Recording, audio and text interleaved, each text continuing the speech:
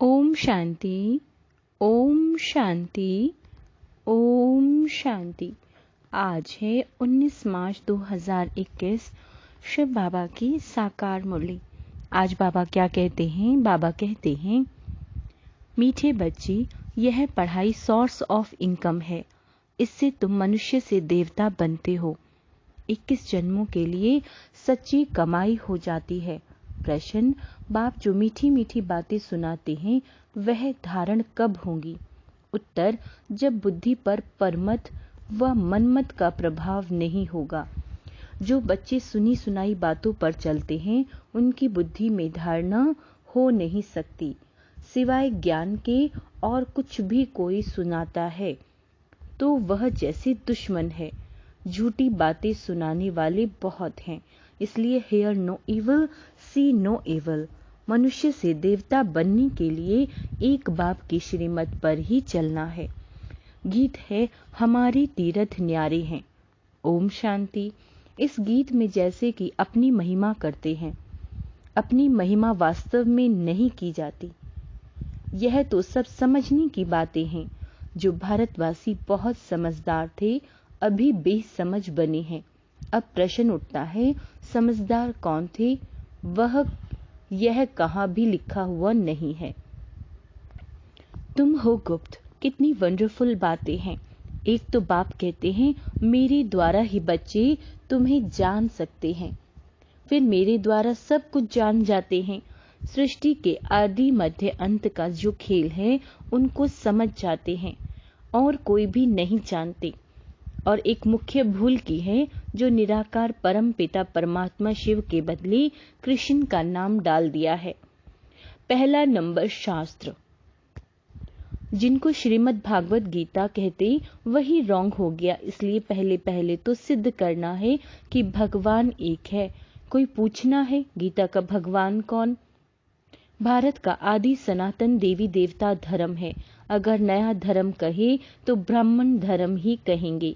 पहले चोटी है, फिर ब्राह्मण, फिर देवताएं। ऊंचे ते उच्च ब्राह्मण धर्म है।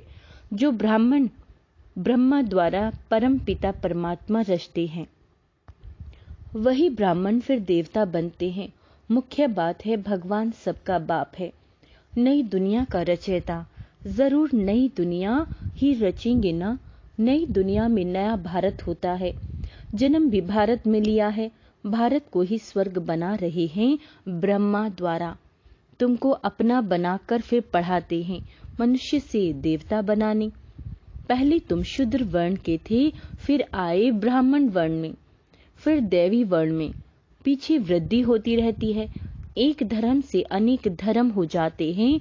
टाल टालियां भी सब धर्मों की बन जाती हैं। हर एक धर्म से निकलती हैं। 3 ट्यूब्स होती है ना, यह है मुख्य। हर एक से अपनी अपनी शाखाएं निकलती हैं। मुख्य है फाउंडेशन, फिर 3 ट्यूब्स हैं मुख्य। थुर है आदि सनातन देवी देवता धर्म का, जो अभी सब राजयोग सीख रहे हो। दिलवाड़ा मंदिर बहुत अच्छा बना हुआ है, उनमें सारी समझानी है। बच्चे यहाँ बैठे हैं, कल्प पहले भी तुमने राजयोग की तपस्या की थी। जैसे क्राइस्ट का यादगार क्रिश्चियन देश में है, वैसे तुम बच्चों ने यह तपस्या की है। तब तुम्हारा भी यादगार यहाँ है बहुत सहज, परंतु कोई भी जानते नहीं है। सन्यासी लोग तो कह देते हैं यह सब कल्पना है। जैसे जो कल्पना करे, तुम्हारे लिए भी कहते हैं यह चित्र आदि सब कल्पना से बनाए हैं। जब तक बाप को जाने कल्पना ही समझते हैं। नॉलेजफुल तो एक बाप है ना, तो मुख्य है बाप का परिचय देना। वह बाप स्वर्ग का वर्षा देते हैं। कल्प पहले भी दिया था, फिर 84 जन्म लेना पड़े। भारतवासियों के ही 84 जन्म होते हैं। फिर संगम युग पर बाप आकर राजधानी की स्थापना करते हैं। तुम बच्चों ने बाप द्वारा समझा। जब अच्छी रीति समझे, बुद्धि में बैठे, तब खुशी भी रही। यह पढ़ाई बड़ी सोर्स ऑफ इनकम है। पढ़ाई से ही मास्टर, बैरिस्टर आदि बनते हैं, लेकिन यह पढ़ाई मनुष्य से देवता बनाने की है। लेकिन यह पढ़ाई मनुष्य से देवता बनने की है, प्राप्ति कितनी भारी है। बाबा कहते हैं, इन जैसी प्राप्ति कोई करा न सकी। ग्रंथ में गाया हुआ है, मनुष्य से देवता किए करत न लागी वार, परंतु मनुष्यों की बुद्धि चलती नहीं।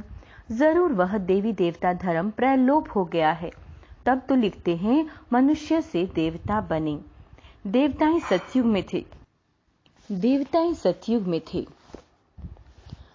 उन्हों को जरूर भगवान ने संगम पर रचा होगा। कैसे रचा यह नहीं जानते। गुरु नानक ने भी परमात्मा की महिमा गाई है, उन जैसी महिमा कोई में नहीं गाई है, इसलिए ग्रंथ को भारत में पढ़ते हैं। गुरु नानक का कलयुग में अवतार होता है, वह है धर्म संस्थापक। राजाई तो पीछे हुई, बाप ने तो यह देवी देवता धर्म स्थापन किया। वास्तव में नई दुनिया ब्राह्मणों की ही कहें, चोटीबल ब्राह्मणों की है, परंतु राजधानी देवी देवताओं से शुरू होती है। तुम ब्राह्मण रचे हुए हो, तुम्हारी राजधानी नहीं है, तुम अपने लिए राजधानी स्थापन करते हो। बड़ी वंडरफुल बातें हैं। मनुष्य तो कुछ नहीं जानते। पहले पहले अपने को मालूम हुआ तो अपने द्वारा दूसरों को मालूम होता है। तुम शूद्र से ब्राह्मण बनते हो। ब्रह्मा, बाबा कहते हैं, ब्रह्मा को भी अभी बाप द्वारा मालूम पड़ता है। एक को बताया तो बच्चों को भी बताना होता है। उनके तन द्वारा तुम बच्चों को बैठ समझाते हैं। यह है अनुभव की बातें। शास्त्रों में से तो कोई कुछ भी समझ ना सके। बाप कहते हैं, सारी कल्प में एक ही बार मैं ऐसे ही आकर समझाता हूँ और धर्मों का विनाश, एक धर्म की स्थापना करता हूँ। यह 5000 वर्ष का खेल है। तुम बच्चे जानते हो, हमने 84 जन्म लिए हैं। विष्णु की नाभि से ब्रह्मा दिखाते हैं। ब्रह्मा और विष्णु यह किसके बच्चे हैं? बाबा कहते हैं, दोनों बच्चे ठहरे शिव के। वह है रचयिता, वह रचना। इन बातों को कोई समझ न सके, बिल्कुल नई बात है। बाबा भी कहते हैं, यह नई बातें हैं, कोई शास्त्रों में यह बातें हो न सके। ज्ञान का सागर बाप है, वही गीता का भगवान है। भक्ति मार्ग में शिव जयंती भी मनाते हैं। सतयुग त्रेता में नहीं मनाते, तो जरूर संगम पर ही आते होंगे। यह बातें तुम समझते हो। जो समझाने वाले बाप की महिमा है, वह बच्चों की होनी चाहिए। तुमको भी मास्टर ज्ञान का सागर बनना है। प्रेम का सागर, सुख का सागर यहाँ बनना है। किसी को दुख नहीं देना, बहुत मीठा बनना है। तुम जो कड़वे एकदम जहर मिसल थे, सो तुम वाइसलेस ब्राह्मण बने हो, ईश्वर के संतान बन रहे हो, विशिष्ट से वाइसलेस देवता बन रहे हो। आधा कल्प तुम पतित बनते बनते अभी बिल्कुल जड़ जड़ीभूत अवस्था को पाए हुए हो। सड़े हुए कपड़े को सटका लगने से फटकर चीर चीर हो जाते हैं। यहाँ भी ज्ञान के सटके लगाओ तो पुर्जा पुर्जा हो जाते हैं। कोई कपड़ा ऐसा मैला है जो साफ करने में बहुत टाइम लगता है, फिर वहां भी हल्का पद मिल जाता है। बाबा धोबी है, तुम भी साथ में मददगार हो। धोबी भी नंबरवार होते हैं, यहाँ भी नंबरवार हैं।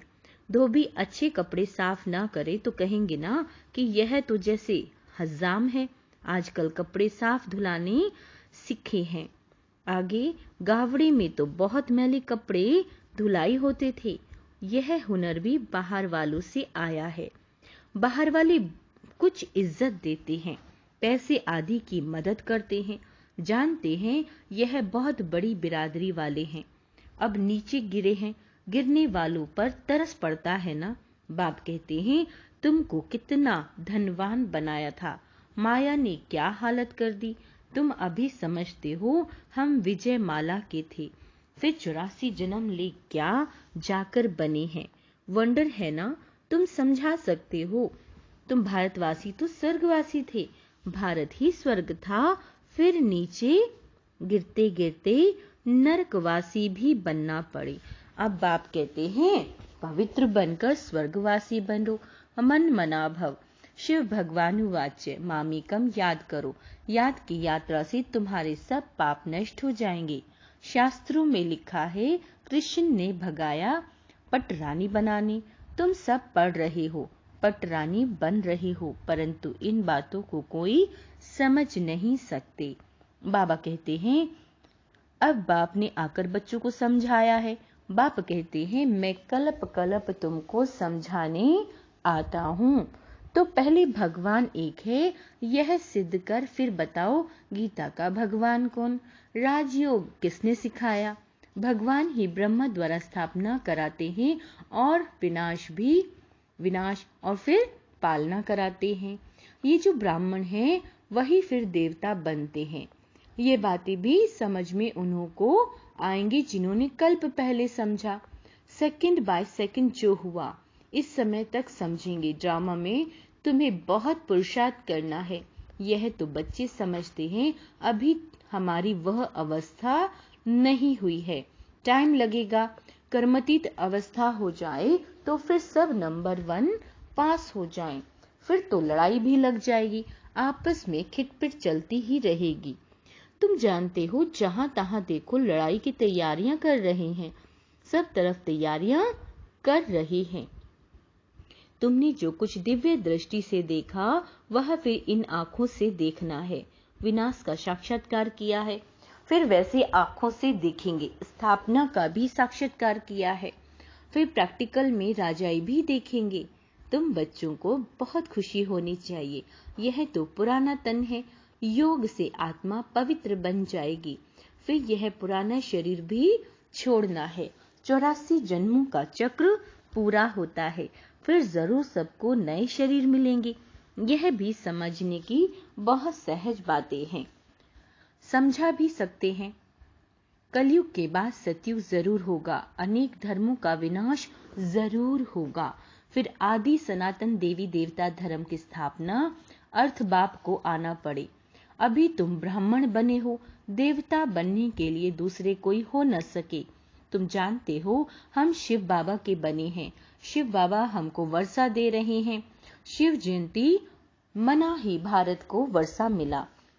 बाबा कहते हैं शिव बाबा आया है, क्या आकर किया? इस्लामी बौद्धि आदि ने तो आकर अपना धर्म स्थापन किया। बाप ने आकर क्या किया? जरूर स्वर्ग की स्थापना की। कैसे स्थापना की, कैसे स्थापना होती है सो तुम अभी जानते हो। फिर सतयुग में यह सब भूल जाएंगे।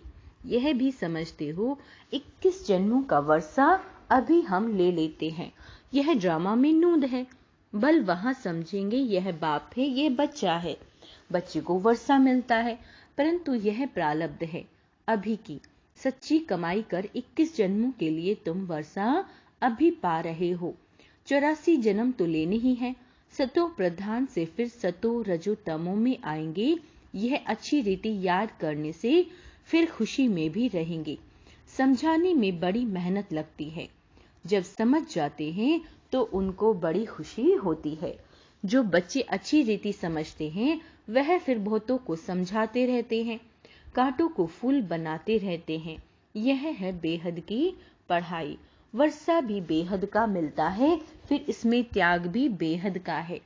ग्रस्त व्यवहार में रहते सारी दुनिया का त्याग करना है, क्योंकि तुम जानते हो यह पुरानी दुनिया खत्म होनी है, अब नई दुनिया में जाना है। इसलिए बेहद का संन्यास कराते हैं। सन्यासियों का है हद का संन्यास और उनका है हठ योग। इसमें हठ योग की कोई बात नहीं रहती, यह तो पढ़ाई है। पाठशाला में पढ़ना है मनुष्य से देवता बनने के लिए। बाबा कहते हैं शिव भगवानुवाच्य कृष्ण हो न सके। कृष्ण कब नई दुनिया बना न सके, उनको हेवनली गॉड फादर नहीं कहेंगे, हेवनली प्रिंस कहेंगे। तो कितनी मीठी मीठी बातें समझने और धारण करने की हैं। दैवी लक्षण भी चाहिए। कभी भी सुनी सुनाई बातों में पर नहीं लगना चाहिए। व्यास की लिखी हुई बातों पर लगते लगते बुरी गति हुई ना, सिवाय ज्ञान के और कुछ सुनाते हैं तो समझो यह हमारा दुश्मन है, दुर्गति में ले जाते हैं। कभी भी परमत पर नहीं लगना चाहिए। मनमत परमत पर चला तो यह मरा। बाप समझाते रहते हैं, झूठी बातें बोलने वाले तो बहुत हैं, तुमको बाप से ही सुनना है। Hear no evil, see no evil. बाप दादा आए ही हैं मनुष्य से देवता बनाने, तो उनकी श्रीमत पर चलना चाहिए। अच्छा, मीठे मीठे सिक्के लदे बच्चों प्रति माता पिता बाप दादा का याद प्यार और गुड मॉर्निंग। रूहानी बाप की रूहानी बच्चों को नमस्ते। हम रूहानी बच्चों की रूहानी बाप दादा को याद प्यार, गुड मॉर्निंग और नमस्ते मीठे बाबा। धारणा के लिए मुख्य सार। यहाँ बाप समान सुख का सागर, प्रेम का सागर बनना है, सर्व गुण धारण करने हैं, किसी को भी दुख नहीं देना है। दूसरा, सुनी